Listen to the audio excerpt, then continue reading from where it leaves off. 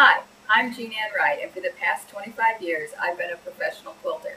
For the first 20 years, I was editor-in-chief of Quilt Magazine, and for the past 5 years, I've been a designer of quilts and fabrics. My newest design is this log cabin trim tool, manufactured by Creative Grids. It has unique markings to help you trim your log cabin blocks so that each block will be perfect when it is finished. It also has the Creative Grid non-slip dots and a non-slip rim to hold the ruler in place while you are trimming. Let me show you how the trim tool works. You only need to precision cut one piece for your block, and that is the center square, a 2.5-inch square. The strips themselves can be any width, they can be a varied width, they can even be ripped. They only need to be rotary cut to a precise width on just one side. You can use all kinds of strips.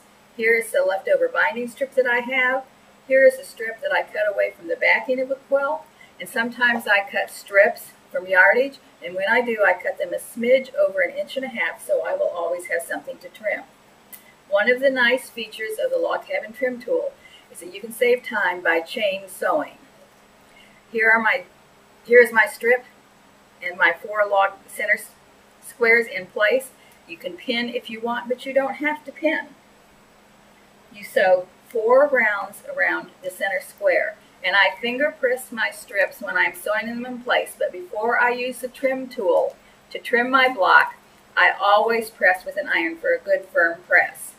Now I'm going to use the outside marking on the trim tool and position it right over the center square of the quilt.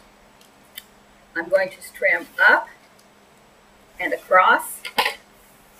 I'm going to give my block a half turn, and once again, I'm going to trim up and across.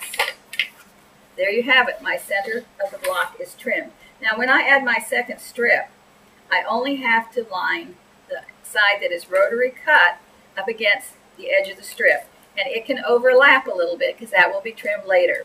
And again, you can pin in place or not as you prefer.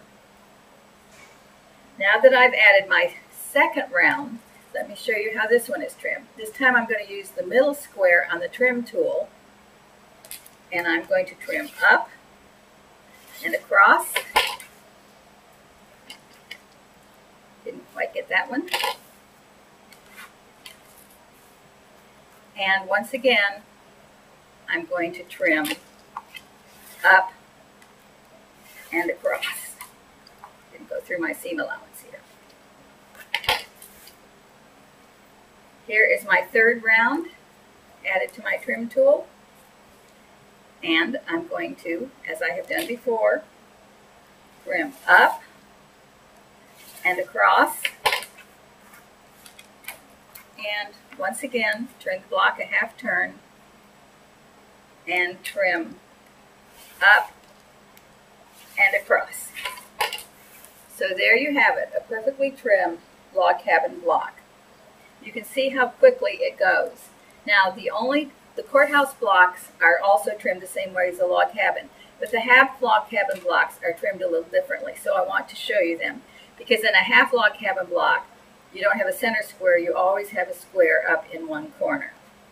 So on this, you have your half log cabin marking in the upper corner.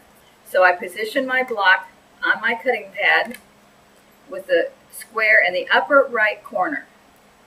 And I trim up and across to get the tag ends of those strips off.